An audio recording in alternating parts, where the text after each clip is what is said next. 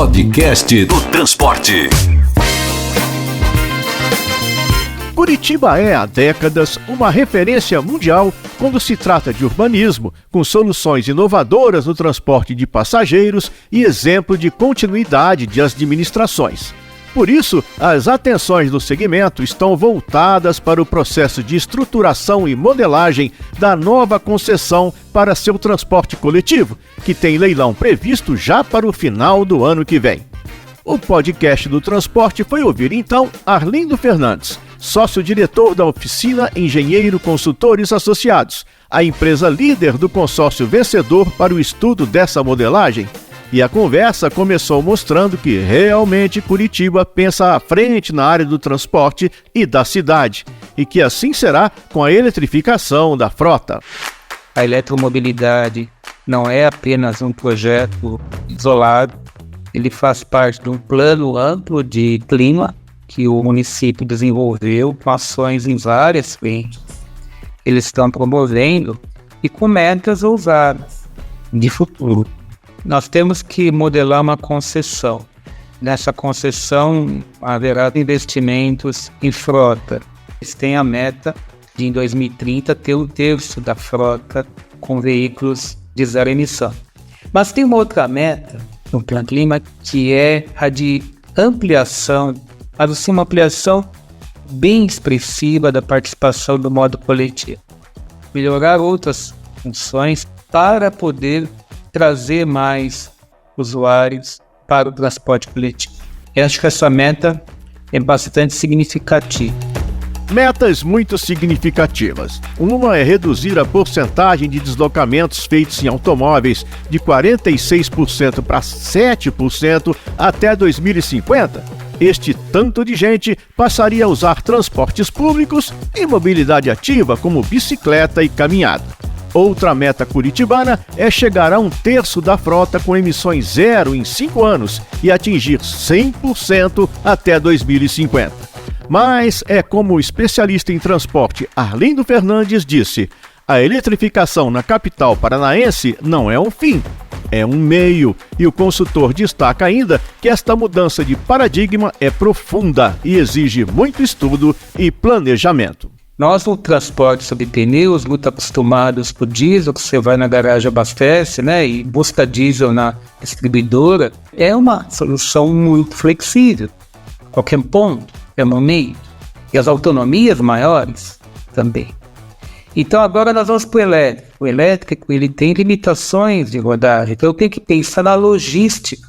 Olha que coisa, Agora nós temos que pensar assim, não é soltar o ônibus na garagem às 4 da manhã e recolher às 23 e tudo bem? Não. Tem que carregar. Onde carregar? Carregar no terminal. No terminal tem onde posicionar um posto de recarga? Às vezes não. Tudo bem, então vamos ter que criar pátios de recarga em pontos estratégicos. É uma opção. Então, Arlindo Fernandes, vai ser necessário pensar diferente, não é? Nós temos uma dimensão nova, que é a logística de carga. Aí nós vamos para outro ponto, mas se eu tenho um pátio, se eu tenho um terminal de recarga, as próprias garagens, eu preciso levar a infraestrutura, que é da concessionária. A concessionária tem obrigações até uma certa potência. Acima de uma certa potência, cabe ao empreendedor provê-la. Então eu tenho que ter um investimento.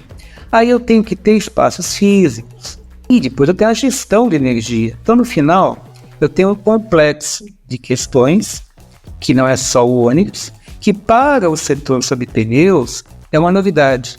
Para qualquer cidade é uma novidade. Para os operadores privados também é uma grande novidade e um ponto de incerteza, que aí coloca um outro desafio, que é o desafio de ter uma modelagem de concessão que traga segurança econômica, jurídica e tudo para investimentos privados nesse segmento.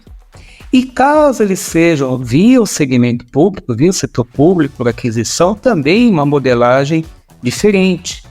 Então, são novidades para nós em relação a concessões convencionais.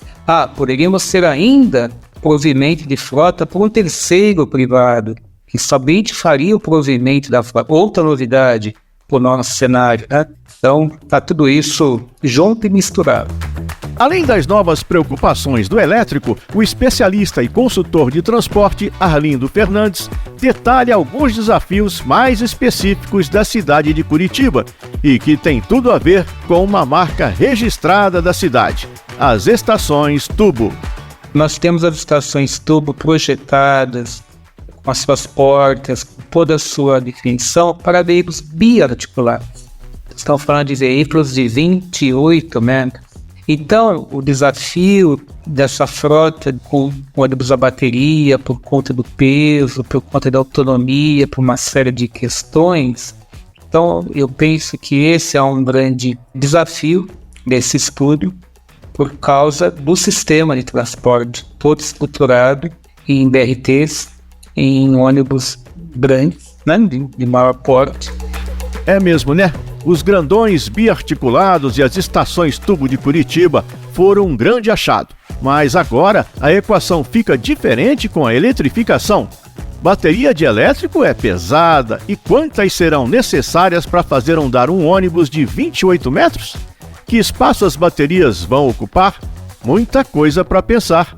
Arlindo Fernandes também joga luz sobre dois fenômenos que explodiram com a pandemia e continuam exigindo reviravoltas no mundo do transporte. O primeiro é a queda da demanda. Em Curitiba, por exemplo, o fluxo de passageiros caiu 30% nos últimos 10 anos.